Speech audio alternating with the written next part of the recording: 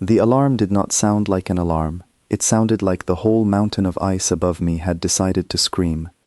I was 300 meters below the Antarctic shelf when the floor shook for the first time in 11 years. My coffee cup slid off the console and shattered before I even registered that I was moving. Red light replaced white light. A voice I had never heard before came through every speaker in the facility at once, calm in a way that made my chest go cold. This is not a drill. Repeat. This is not a drill. My name is Daniel Ford, and until that morning, my job was boring on purpose. I sat in a room under the ice and watched numbers, pressure numbers, temperature numbers, numbers that told me a very large, very quiet secret was still asleep beneath my boots. For 6 years I had watched those numbers change by fractions of a degree and nothing more. That morning, they did not change by fractions. They climbed like something had lit a fire at the center of the world. I grabbed the edge of my console to keep from falling as the tremor rolled through the tunnel. Dust rained from the ceiling in a fine gray sheet. Down the corridor, a woman named Grace Whitmore was already running toward the command level, her boots slapping against metal grating, shouting into a headset that nobody on the other end could possibly hear over the noise. "Ford, move!" She yelled at me without slowing down. "This is real. Command wants everyone on lower deck in 90 seconds. I did not need to be told twice. I had trained for this moment more times than I could count, in simulations that always ended with a debrief and a cup of bad coffee. This time there was no simulation voice in my ear. There was only the ice, and the sound it was making, and the sound was wrong. Ice does not groan like that, unless something enormous is pushing against it from below. I ran. The corridor to the lower deck was a straight shot, cut through solid rock decades before I was born, back when men and women who are now retired or gone spent years hollowing out a space that the rest of the world was never supposed to know existed. I had read the old files. I knew the story, the way you know a story your grandfather told you 100 times, until the words lost their weight. Now the weight was back. All at once, crushing. The lower deck was chaos organized into function. Engineers stood at stations that had not been fully staffed in a decade, shouting figures back and forth. A man named Oliver Bishop, our chief systems lead, stood at the center of it all with his hands pressed flat against a console, watching a schematic rotate slowly on the main screen. The schematic showed a shape, a long, layered shape, buried under 3 kilometers of frozen water, and around that shape, red lines were blinking awake one after another, like a heart restarting after being still for a very long time. "Talk to me," Bishop said, without looking up, to no one and everyone. "Reactor cores 2 and 4 are spinning," someone answered. "Core 1 just came online on its own. We didn't authorize that. Core 3? Still cold. It'll catch up." I found my station and dropped into the chair, hands already moving across controls I had touched in drills 1,000 times but never once for real. My screen filled with diagnostic trees, branch after branch turning from gray to amber to green, as if some vast animal deep beneath us was opening its eyes, one at a time. Commander Laura Bennett came down the last flight of stairs 2 steps at a time, her uniform half-buttoned, her hair still damp from being woken out of a dead sleep. She had run this facility for 4 years, and in 4 years she had never once raised her voice at me. She raised it now. "Report now." Bishop turned to face her, and for the first time since I had known him, I saw real fear behind his eyes. Not the performance fear of a drill, but the quiet kind that lives underneath everything, and only shows itself when the stakes stop being pretend. "She's waking up," he said. "On her own. We didn't send the activation sequence." Bennett's face did not change, but her hand tightened on the railing hard enough that her knuckles went white. Then who did? Nobody answered, because nobody knew, and the not knowing was worse than any answer could have been. I want to explain what I mean when I say she, because it will matter for everything that comes after. Under the ice, in a chamber larger than any structure I have ever stood inside, there is a ship. I do not mean a ship the way people usually mean the word, a boat, a shuttle, something you climb into and steer. I mean a ship the size of a small mountain range, built in secret over 4 decades, hidden inside rock and ice, specifically so that nothing above the surface, human or otherwise, would ever know it existed until the day it needed to. I had seen her only twice with my own eyes, both times through reinforced viewing ports from a service gantry a full kilometer away, because that was the closest anyone below the rank of senior command was permitted to get. Both times, the sight of her had taken the air out of my lungs. She did not look like something built by hands. She looked like something that had always been there, waiting, patient in a way that made the patience itself feel dangerous. We called her by a designation, not a name, because the people who built her decided a long time ago that giving her a name would make her too easy to talk about outside these walls. HFY, hidden vessel, first and only of her kind. I had heard rumors that senior officers used a different word for her in private, a word that had started as a joke among the original engineering crews and had never quite gone away. They called her the Nightmare, not because of what she could do, because of why she had to be built at all. Bennett turned from Bishop and looked at the main screen, at the slow, deliberate blooming of green lights across a ship that had been asleep since before some of the youngest people in this room had learned to walk. "Get me a line to the surface," she said. "Get me a line to Geneva. Get me a line to anyone who can tell me why my ship just woke herself up." The answer came 14 minutes later, and it did not come from Geneva. It came from orbit. A technician named Charlotte Hale, monitoring the surface relay from a side station, went very still, then very pale, then spoke in a voice that cracked halfway through the sentence. "Commander, you need to see this." The main screen split, and half of it filled with a live feed pulled from a surface satellite array, the kind that quietly watched the skies above Antarctica for exactly the reason we were all now living through. What it showed was simple, and it was the kind of simple that turns your stomach to ice faster than any explosion could. Ships, not ours, 6 of them, then 9, then more, arranged in a slow, careful formation above the southern hemisphere, holding position at a distance that most people would never have known was significant, but every person in that room understood immediately, because we had all read the same briefings. That distance was the exact edge of what our surface defense treaties allowed for any non-human vessel without triggering an automatic violation. They were not passing through, they were watching. They had been watching for longer than any of us wanted to guess, and they had chosen this exact moment, the moment our ship began to wake, to make themselves visible. Bennett's voice, when it came, was flat and controlled in the particular way that only comes from someone forcing themselves to sound calm, because the alternative would spread panic faster than any siren.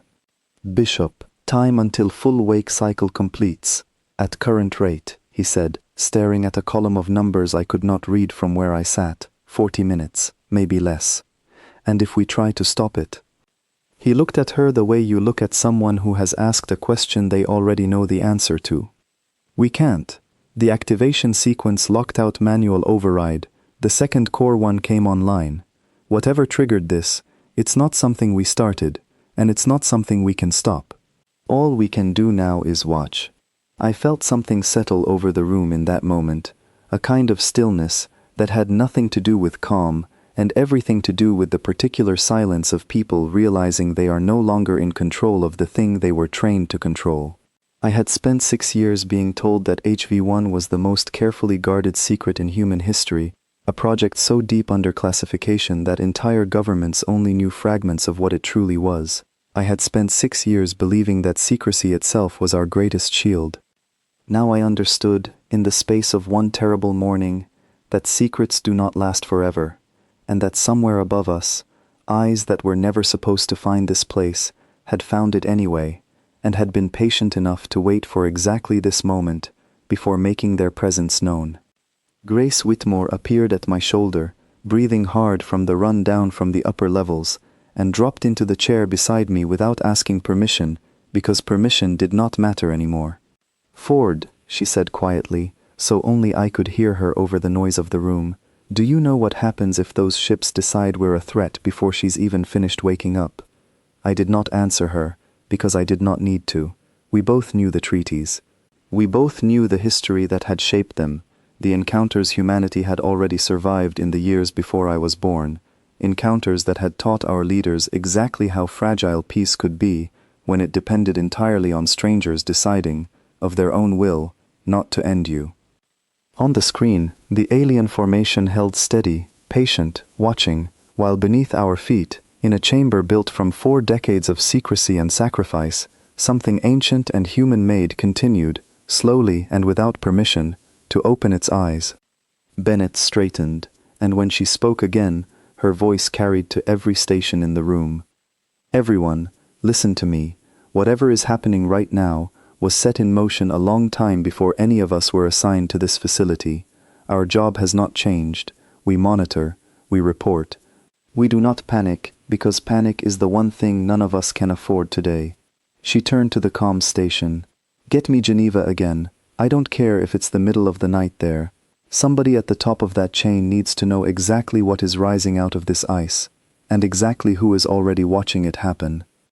I looked back at my screen, at the long shape buried below us, at the lines of light spreading through her like blood, returning to a body that had been still for far too long, and for the first time in 6 years of watching numbers change by fractions of a degree, I understood that I was not simply an observer anymore. I was standing at the very beginning of something the whole galaxy would remember, whether they wanted to or not, and 40 minutes was not very much time at all. The next half hour felt longer than the 6 years I had spent waiting for it.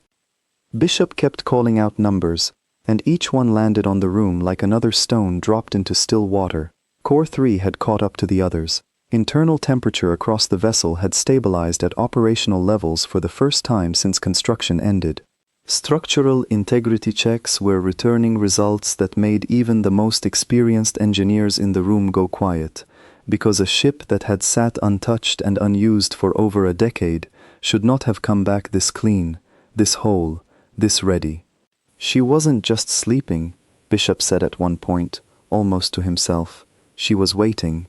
Bennett did not respond to that. I do not think she wanted to think too hard about the difference between the two.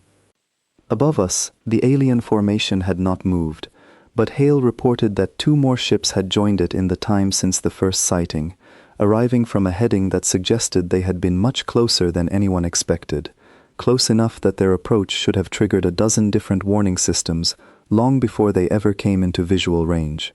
They hadn't. Whatever technology let them slip past our detection, it was better than anything listed in any briefing I had ever been given clearance to read. That should have frightened me more than it did.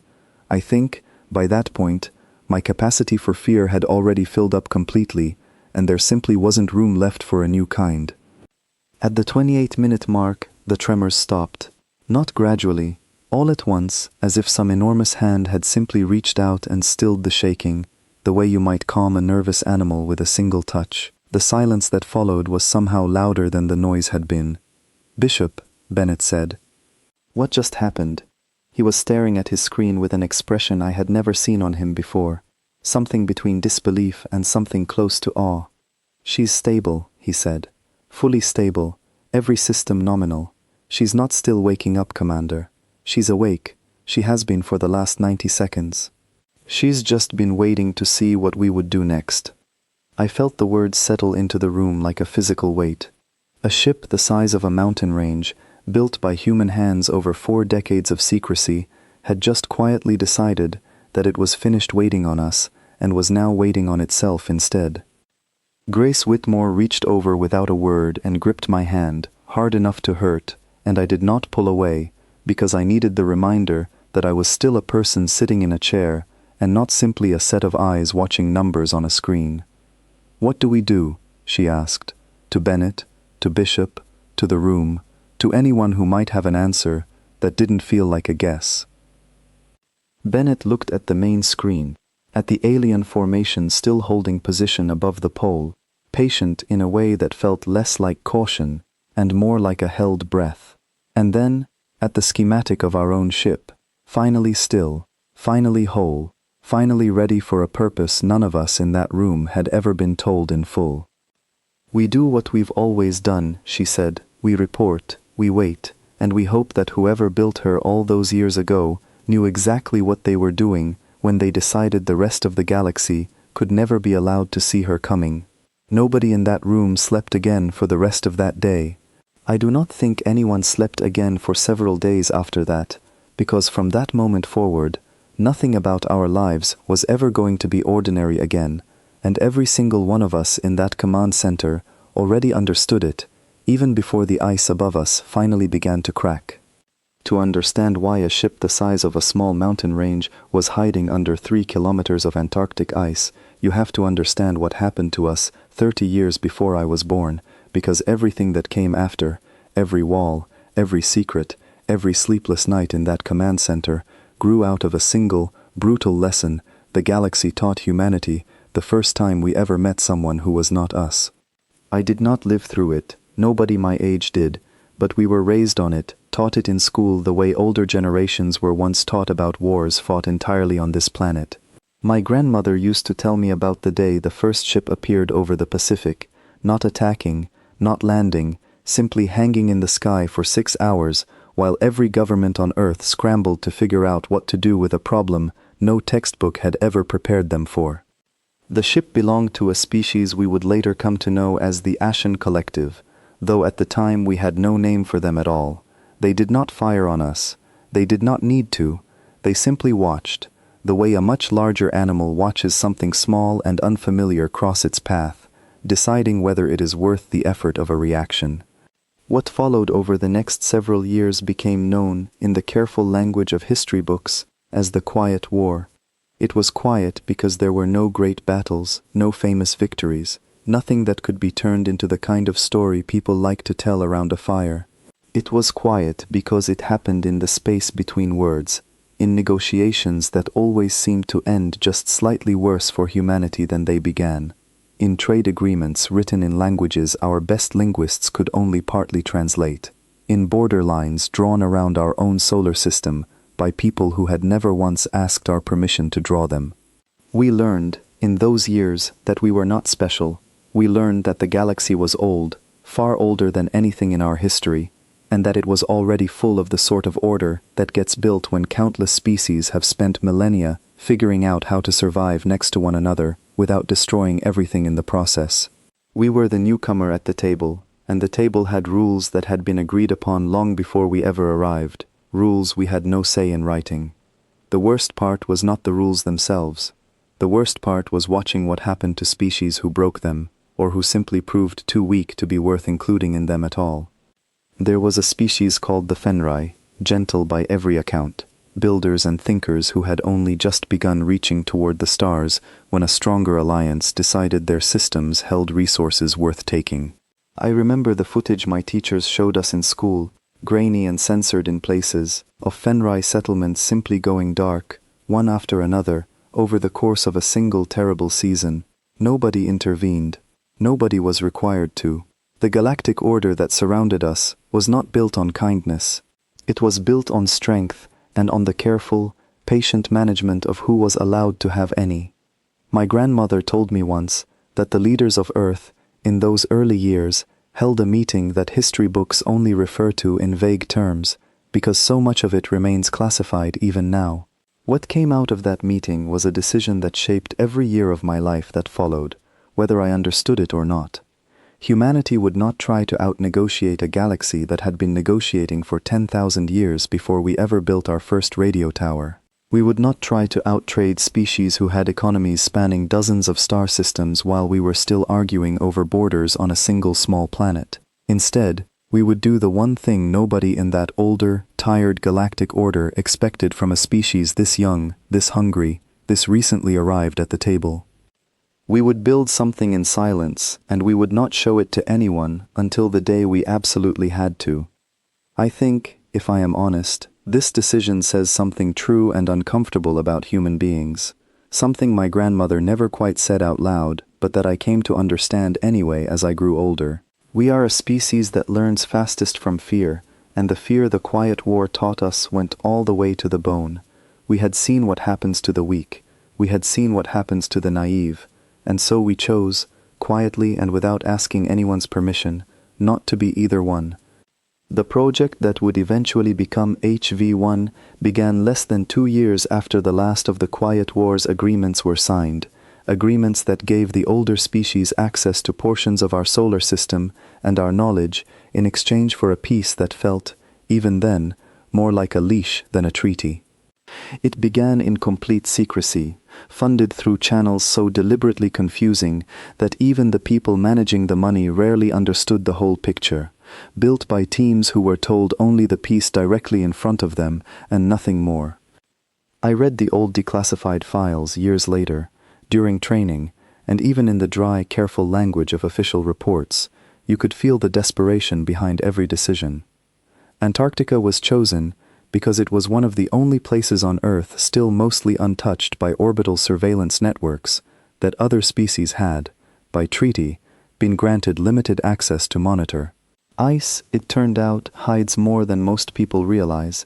It hides heat, it hides motion, it hides the kind of gravimetric signature that a starship under construction inevitably gives off if you bury it deep enough and move slowly enough and never once let your patience run out.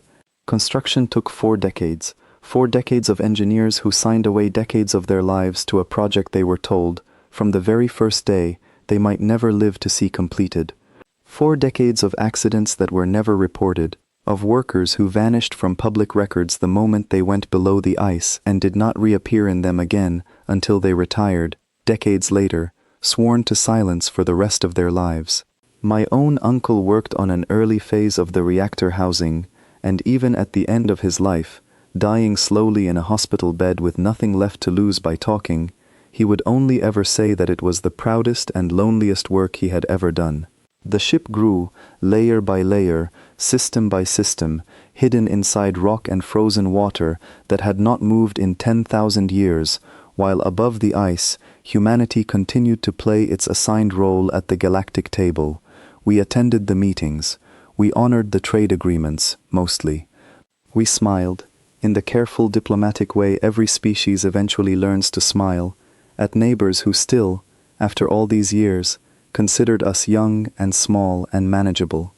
They had no idea what we were building beneath their notice, and that, I have come to believe, was always the entire point. There is a particular kind of loneliness in being trusted with a secret that large. I felt it myself. Every day I sat in that command center watching numbers that meant nothing to anyone outside a handful of cleared personnel on the entire planet.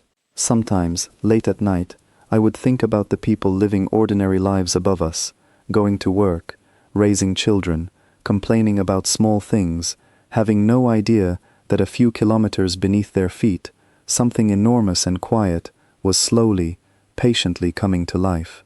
Bishop once told me, during one of the long, uneventful shifts before everything changed, that the original engineers had a private saying among themselves, one that never made it into any official document.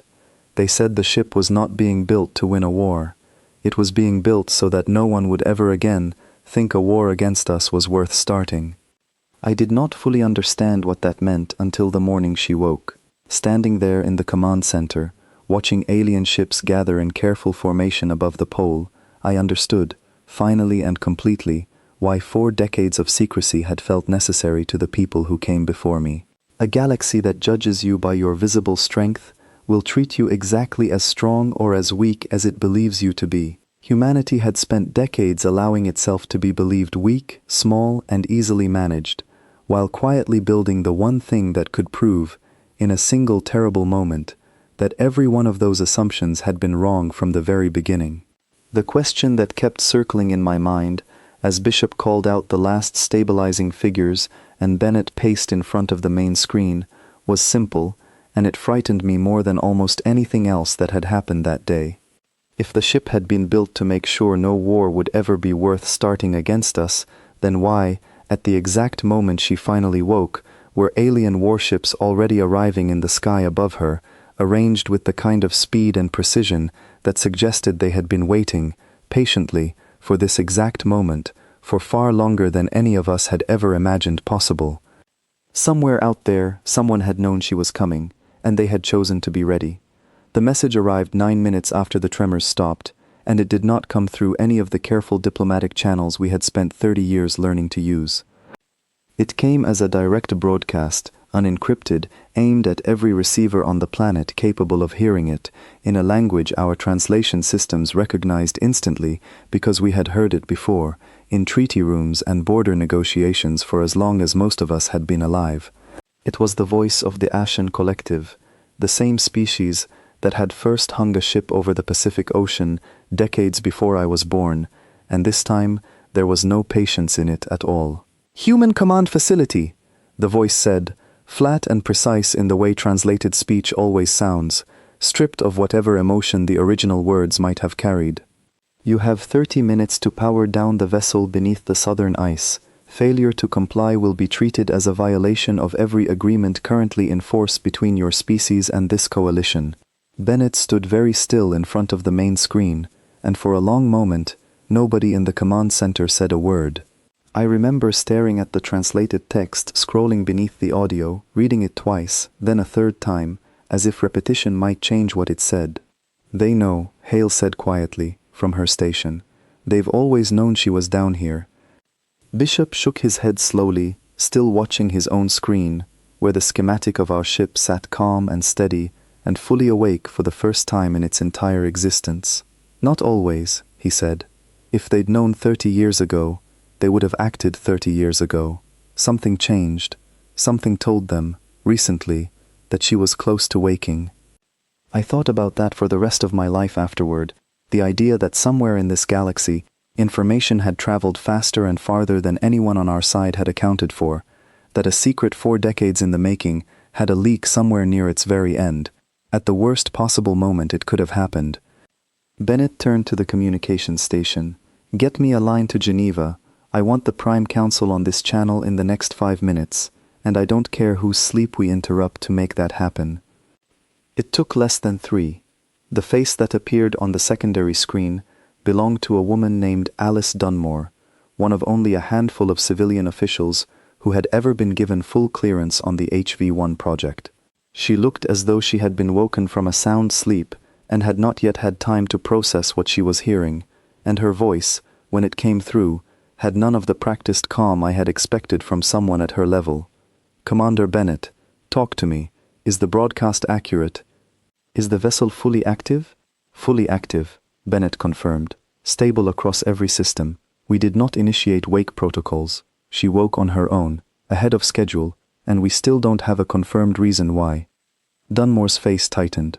"The collective is claiming they detected an unauthorized activation. They're treating this as a breach of the post-Quiet War agreements, specifically the clause prohibiting the development of any vessel class beyond a certain threshold of mass and armament without prior disclosure to the coalition." "She's been under that ice for 4 decades, Bennett said. "If this is a violation, it was a violation the day construction began, not the day she woke up." "I know that," Dunmore said, and for the first time I heard something in her voice that sounded almost like grief.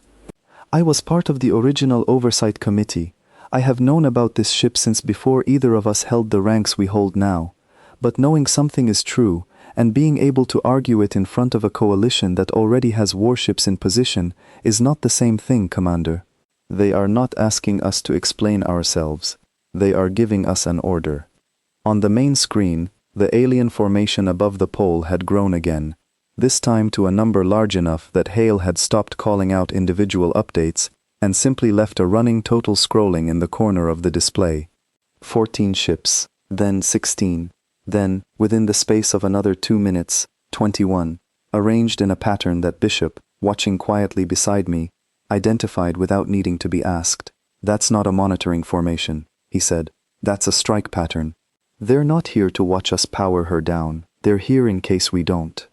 I felt something cold settle into my stomach, the particular fear that comes not from immediate danger, but from watching a situation shift, piece by piece, towards something that cannot be walked back. 30 minutes had sounded, at first, like an unreasonable but survivable amount of time. Watching that number of ships climb in real time, it began to feel like something else entirely. It began to feel like a countdown attached to a decision that had already been made. "Commander," Dunmore said, her voice tightening further, "the Prime Council is in emergency session right now. I need you to understand something, and I need you to hear it clearly. because I do not think I will have time to say it twice. There is a reason this ship was never meant to be revealed on anyone else's terms. If she powers down now, in front of them, in response to a threat, we lose everything her existence was ever supposed to give us. We prove exactly what they've always assumed about us, that when they raise their voice, we comply. And if we don't power her down? Bennett asked. Dunmore was quiet for a long moment. Then we find out, in the next 30 minutes, whether 4 decades of secrecy bought us the strength everyone who built her believed it would. The line went silent for a moment, filled only with the low hum of the command center around us, the quiet clicking of keys as engineers continued monitoring systems that none of us fully understood how to interpret in a moment like this one. I looked at Grace beside me, and she looked back, and neither of us said anything, because there was nothing useful left to say. We were operators. We were the people who watched numbers and reported them upward. The decisions being made now belonged to people far above either of us, in rooms we would never see, and all we could do was sit at our stations and watch the countdown continue. Bishop broke the silence eventually, his voice low, almost to himself. 22 minutes left. If the council doesn't answer in time, the decision gets made for them, one way or another. What do you mean? I asked, before I could stop myself. He looked at me, and there was something almost apologetic in his expression, as if he wished he did not have to be the one explaining it. She's not just a ship, Ford. She has her own protocols, built into her from the very beginning, for situations exactly like this one. If no authorized command arrives before an active threat crosses a certain threshold, she's designed to respond according to her own judgment. Her own judgment, I repeated, and the words felt strange in my mouth, like I was describing a person rather than a machine. That's the part nobody outside the top levels of this project ever wanted to talk about, Bishop said quietly. She's not simply automated. She was built to think, to assess a situation and choose a response, because the people who designed her understood that a crisis like this one might not leave enough time for a chain of human command to catch up. Whether that was wisdom or a terrible risk, I genuinely don't know. I don't think anyone still alive knows for certain. We're about to find out together. On the screen, the alien formation held its position, patient and precise, 21 ships arranged in a pattern built for exactly one purpose, while beneath us, in a chamber finally free of the ice that had hidden her for 40 years, something vast and quiet continued to wait, watching the same countdown we were watching, deciding, in whatever way she had been built to decide, what she would do when it reached 0. Dunmore's face reappeared on the secondary screen, and this time there was no uncertainty left in her voice at all. Commander Bennett, the Prime Council has reached a decision. We are not powering her down. We are formally requesting an extension of the deadline while diplomatic channels remain open, and we are refusing to treat her existence as a violation of any agreement, because we do not accept that a defensive measure, built entirely within our own territory, falls under a clause meant to prevent aggression against others. And if they reject the extension? Bennett asked. Dunmore's answer came without hesitation, though I could hear exactly how much it cost her to say it. Then we let her decide what happens next, Commander, because at this point, I am not certain any of us have a better answer to offer. The clock on the main screen ticked past the 20-minute mark, then 18, then 15, and above the ice that no longer hid her, 21 warships held their position in a formation built for exactly one outcome, waiting to see whether the newest arrival to the galactic order would blink first, or whether, for the first time in its entire existence, it would not. The floor beneath the command center began to shift again at the 14-minute mark, and this time it did not feel like waking, it felt like standing. I gripped the edge of my console as the whole facility tilted, very slightly, in a way that made every instinct in my body scream that something enormous had begun to move directly beneath us. Bishop's voice cut across the noise, sharp and urgent in a way I had not heard from him before. She's rising. Full ascent sequence, active right now. Bennett spun toward him. We didn't authorize that either. Nobody authorized it, Bishop said, eyes fixed on his screen. She authorized it herself. Deadline still active, Commander. She's not waiting to see what the council decides. She's moving on her own timeline now. I felt the strange, dizzying realization that everything happening around me had passed entirely out of human hands, not through failure or mistake, but because the thing we had built decades ago had finally reached the moment it existed for, and was choosing, in whatever way it had been designed to choose, to meet that moment on its own terms. Hale's voice rose above the noise from her station near the surface relay. Surface cameras are picking it up. Everyone, look. The main screen split again, and this time, what filled it took the breath out of every person in that room at once. The ice above the chamber, 3 kilometers of frozen water that had sat undisturbed since before recorded history in some of its deepest layers, was cracking apart in enormous, slow-moving sheets, each one larger than a city block, tilting and sliding away from a widening dark gap at the center of the frame. Steam rose in vast white columns, where heat from something far below met the frozen air above, curling upward into the sky in shapes that looked, for one strange moment, like something breathing. And then, from the center of that widening gap, she began to rise. I do not have words that feel adequate for what I saw in that moment, and I have thought about it many times since, trying to find a way to describe it that does not sound like exaggeration. She came up slowly at first, a shape so large that the camera struggled to hold the whole of her in frame, dark alloy catching the pale Antarctic light in long, clean lines that curved and layered across a hull built to a scale that made the surrounding landscape look small by comparison. Ice slid from her surface in great sheets as she cleared the opening, falling away in slow motion back into the widening crater below, and still she kept rising, meter after meter, until the entire command center had gone completely silent, except for the sound of Bishop quietly reading off altitude figures that seemed to climb without any sign of slowing. "She's clear of the shelf," he said, "full clear, beginning atmospheric ascent."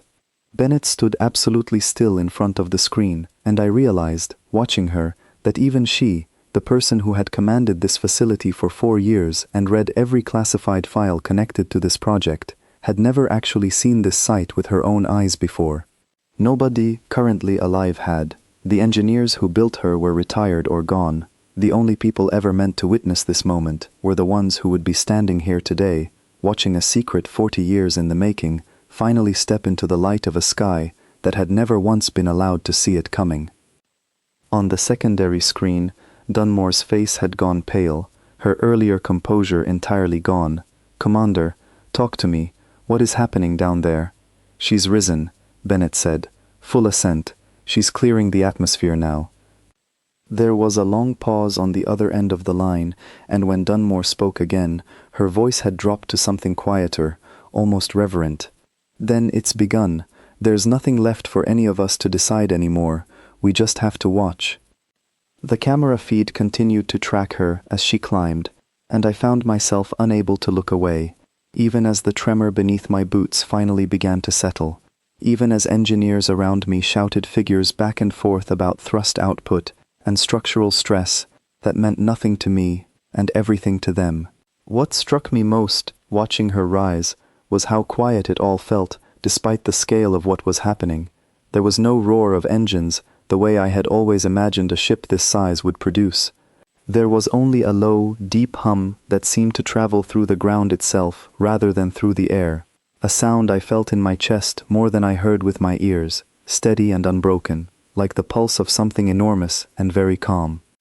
Grace Whitmore, beside me, had gone completely silent, her hand still gripping mine from earlier, and when I finally glanced at her, I saw tears standing in her eyes that she made no effort to hide. 4 decades, she said quietly, more to herself than to me. My father worked on the early hull sections. He died 3 years ago, and he never got to see this. I did not know what to say to that, so I simply held her hand a little tighter and kept watching the screen, where the shape of the ship had grown small enough now to see the curve of the earth beginning to show at the edges of the frame behind her. Bishop's voice carried across the room again, tighter now, more urgent. "Commander, she's approaching high orbit. She'll be within visual range of the alien formation in under 2 minutes." Bennett's jaw tightened, and for the first time since the alarm had first sounded that morning, I saw something in her expression that looked almost like fear, held carefully in check by sheer discipline. "Get me every available feed," she said. "I want to see exactly what happens the moment those two forces are in the same sky."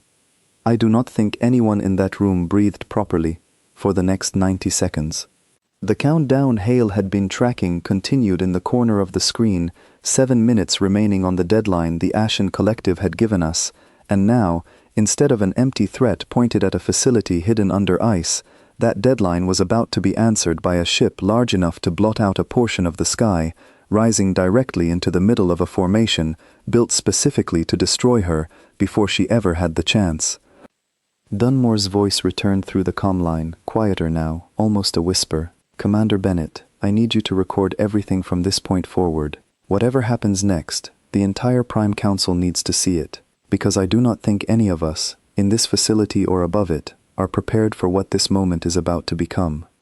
On the main screen, the small dark shape of our ship continued its climb, steady and unhurried, moving with the same quiet, patient certainty she had carried since the moment she first opened her eyes beneath the ice, rising directly toward 21 warships that had spent the last 30 minutes preparing, in whatever way their crews understood preparation, for a fight none of them could possibly know they were about to lose the moment it began. It happened faster than anyone in that command center was ready for, faster than the cameras themselves seemed able to process, and I have gone back to that recording many times since, watching the same 7 seconds over and over, still not entirely certain my own eyes understood what they were seeing the first time through. The moment our ship crossed into full visual and sensor range of the alien formation, every single vessel in that formation opened fire at once. There was no warning shot. There was no final demand, no last message repeating the deadline that had not yet expired. Nothing that resembled the careful diplomatic language every treaty and negotiation over the last 30 years had trained us to expect. There was only a sudden, blinding wall of weapons fire, 21 ships releasing everything they had in the same instant, aimed at a target that had done nothing yet except exist in the same sky as them. Bishop's voice cracked as he shouted across the command center. "They're firing. All ships. Weapons free. Full barrage." Bennett did not move, did not blink, standing perfectly still in front of the main screen as light from the feed washed across her face in pulses of white and orange. I remember thinking, in the strange, disconnected way your mind sometimes works during moments too large to fully process, that I had never actually seen a real weapon fired in anger before, not once in my entire life, and now I was watching 21 of them fired at the same target within the same heartbeat. "Why?" Hale said, her voice shaking. The deadline hadn't even expired.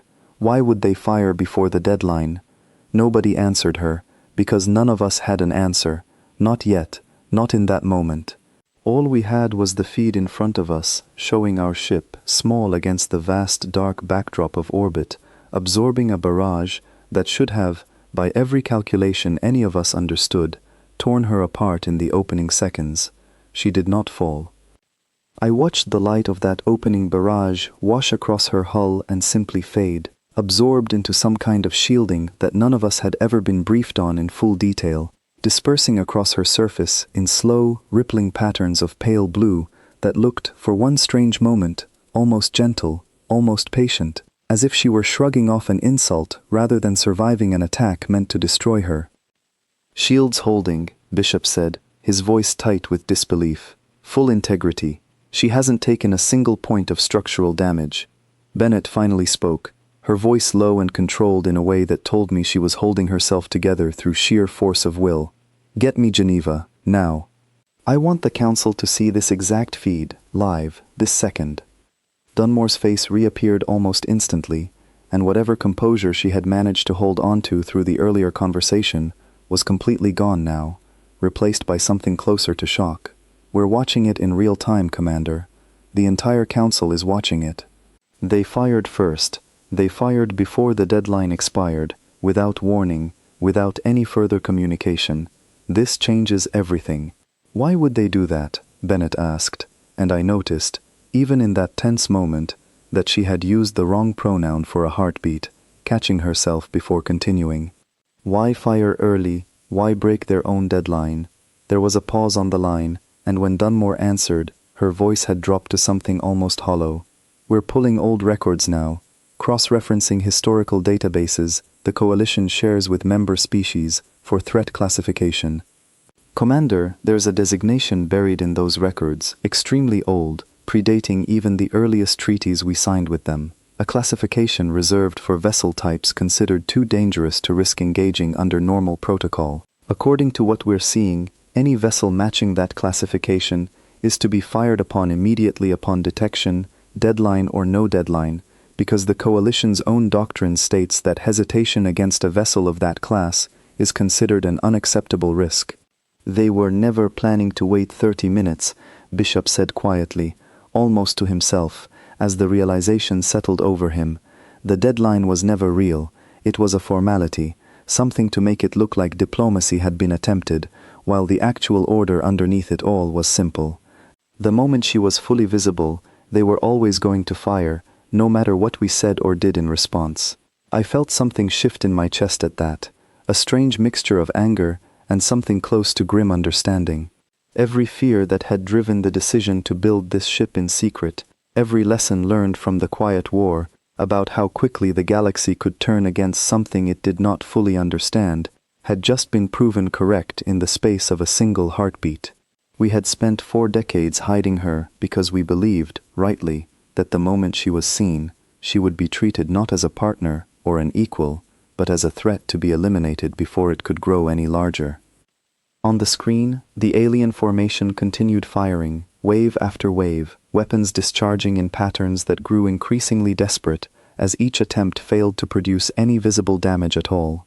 I watched smaller support vessels break formation entirely, moving to flanking positions, clearly attempting to find some angle, some gap in the shielding that the initial assault had failed to locate.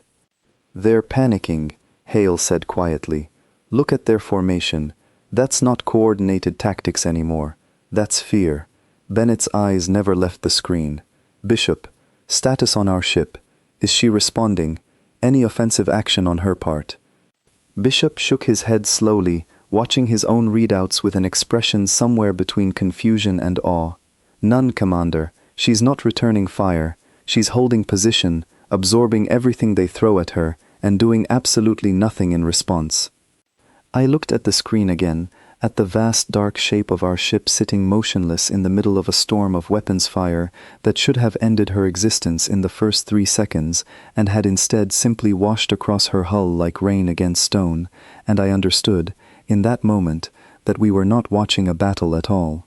We were watching a demonstration, delivered not through words or threats, but through simple, undeniable presence. 21 ships had thrown everything they had at her, in direct violation of their own stated deadline, in clear breach of every treaty humanity had ever signed with them, and she had not needed to fire a single shot in response to prove, beyond any possible doubt, exactly how badly they had misjudged what they were dealing with. Dunmore's voice returned through the comm line, quieter now, almost unsteady. "Commander Bennett, the Council is in full session. Every representative on that call has now seen the same feed we have. I do not think there is a single person watching this who still believes, even for a moment, that this ship was ever meant to be a threat to anyone who did not choose, first, to make her one." On the main screen, the barrage finally began to slow, individual ships breaking off their attack runs one by one, as it became clear, even to them, that continued fire was accomplishing nothing except revealing exactly how much fear had driven their decision to shoot first, in a moment that had never actually required it. And still, our ship did not move, did not fire, did not do anything at all, except hold her position in the sky, above the planet that built her, patient and silent, exactly as she had been for the 4 decades she spent hidden beneath the ice, waiting, it seemed, for something more than an opening barrage, before she finally decided how to answer. The moment she finally moved, every screen in the command center seemed to flicker at once, as if the sheer scale of what was happening had briefly overwhelmed the systems trying to record it. "She's responding," Bishop said, his voice unsteady. "Targeting solutions active." "Commander, she's selecting individual vessels." Bennett's hands were clasped tightly behind her back. her posture rigid, every line of her body tense with the particular kind of stillness that comes from watching something you cannot control and cannot stop. Show me what she's targeting. The screen adjusted, and I watched thin lines of pale light appear across the feed, each one connecting our ship to a single alien vessel among the 21 still holding position in the sky. I counted 7 lines total, and I noticed immediately that they did not seem to be aimed at the largest or most heavily armed ships in the formation. They were aimed, instead, at the vessels that had broken from the main group earlier, the ones that had attempted flanking maneuvers, the ones that had shown the clearest intention of continuing the assault even after the initial barrage failed. "She's not targeting everyone," Hale said quietly. "She's only targeting the ones still actively trying to engage." What happened next took less than 4 seconds, and it changed, in that short span of time, everything the rest of the galaxy believed it understood about the newest and youngest species ever to sit at its table. 7 precise bursts of light left our ship in near-perfect unison, each one striking a single alien vessel in what Bishop, watching his readouts with something close to disbelief, quickly identified as engine and weapons systems specifically, nothing else. "She's not destroying them," he said, his voice climbing with something between shock and reluctant admiration. "Commander, she's disabling them. Look at the damage reports coming through on the shared monitoring channel. Propulsion offline on all 7, weapons systems offline on all 7, hull integrity, life support, crew quarters, completely untouched." I stared at the screen, at 7 ships that had, moments earlier, been actively firing everything they had at a target that could have ended each of them completely, now drifting powerless and silent in orbit, disabled with a precision that made the entire display feel less like a battle and more like a demonstration performed for an audience that badly needed to understand a lesson. "She could have destroyed them," Bennett said slowly, almost to herself. "Every single one. She had that capability the entire time, and she chose this instead." Dunmore's voice returned through the comm line, and for the first time since the crisis began, it carried something other than fear or urgency. It carried something closer to disbelief, mixed with a kind of quiet awe that seemed to catch her off guard as much as the moment itself. "Commander Bennett, the Council just watched the same feed we did. 7 ships disabled without a single fatality reported. She had every justification, under every rule of engagement either side has ever recognized, to destroy those vessels completely. She chose restraint instead, in the middle of an unprovoked attack against her, and she chose it with enough precision to make it absolutely clear that the restraint was deliberate, not accidental." On the main screen, the remaining 14 alien ships had gone completely still, weapons no longer firing, formation broken entirely as individual vessels drifted apart, no longer holding the tight, coordinated pattern they had maintained since the very beginning of the encounter.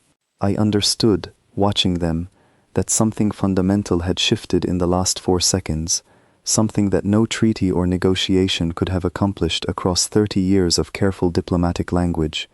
"They're standing down," Hale said, watching her own readouts. "All remaining vessels, weapons systems powering off." "They're not just retreating, Commander. They're surrendering the engagement entirely." Bennett exhaled slowly, the first sign of released tension I had seen from her since the alarm first sounded that morning. "Get me a channel to their command vessel. I want to speak directly to whoever gave the order to fire." It took several minutes to establish, minutes that felt far longer than they actually were, filled with the low murmur of engineers continuing to monitor systems across both fleets, tracking every small movement with the kind of focus that comes from people who have just watched something happen that none of their training had ever fully prepared them for. When the channel finally opened, the voice that came through carried none of the flat, precise confidence of the earlier broadcast. It was quieter now, more careful, and I thought, listening to the translation scroll across the screen, that it sounded almost like the voice of someone who had just watched every assumption they carried into that morning collapse in the space of a few seconds. "This is Fleet Commander Yerel Ashan Voth, speaking for the Coalition vessels currently in your orbital space," the voice said. "We acknowledge that our engagement violated the terms of our own stated deadline. We request an explanation for the restraint demonstrated by your vessel during the exchange." Bennett looked toward Bishop, then toward Dunmore's image on the secondary screen, and I saw something pass between all three of them, an unspoken agreement about exactly how this next answer needed to be given, not as an apology, not as an explanation offered from a position of weakness, but as a simple statement of fact from a species that had just proven, beyond any argument, exactly what it was capable of. "This is Commander Laura Bennett, speaking for the human facility beneath your former target location," she said, her voice steady and clear. "Our vessel did not fire in anger, Fleet Commander.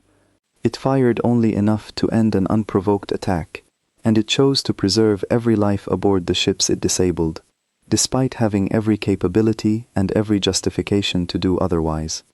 I would ask you to consider carefully what that choice tells you about what would have happened if she had decided, instead, that mercy was unnecessary."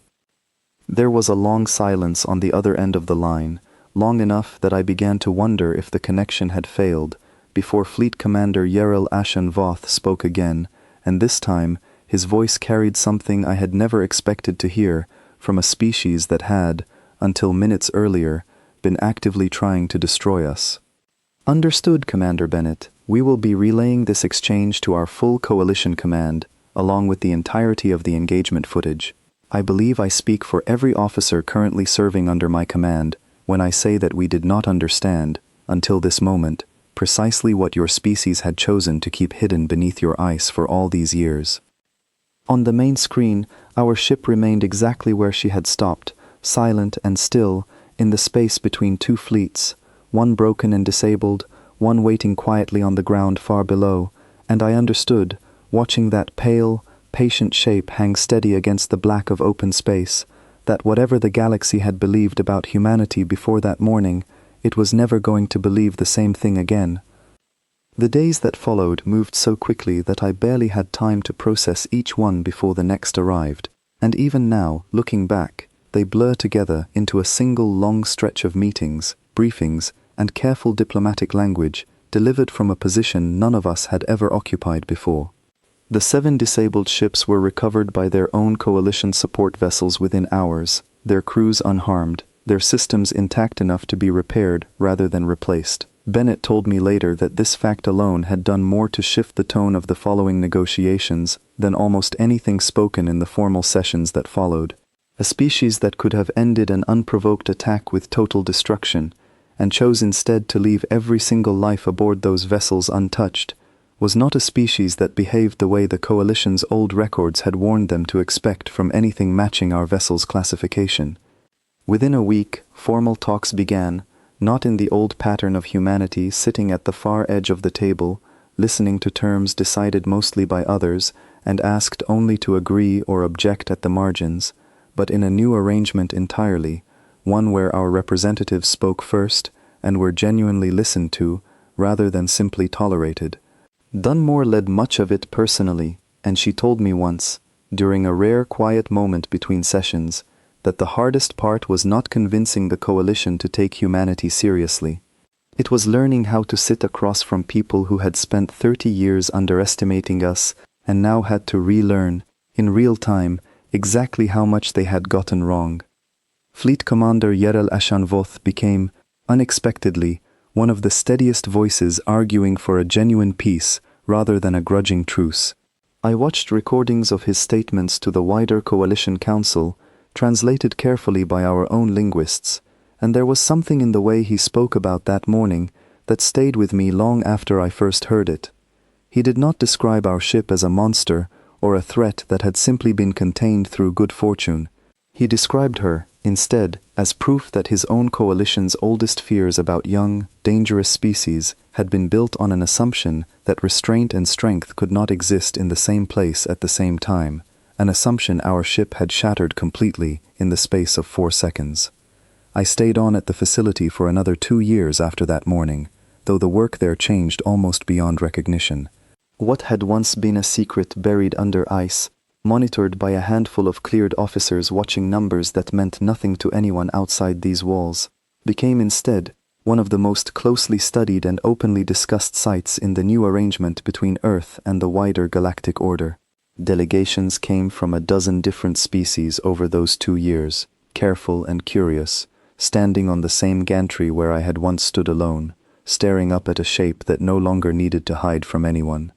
Grace Whitmore stayed as well, and we spent a great many long evenings together in those 2 years, talking through everything that had happened, trying to make sense of a morning that had changed the shape of our entire species' place in the galaxy before either of us had even finished our coffee.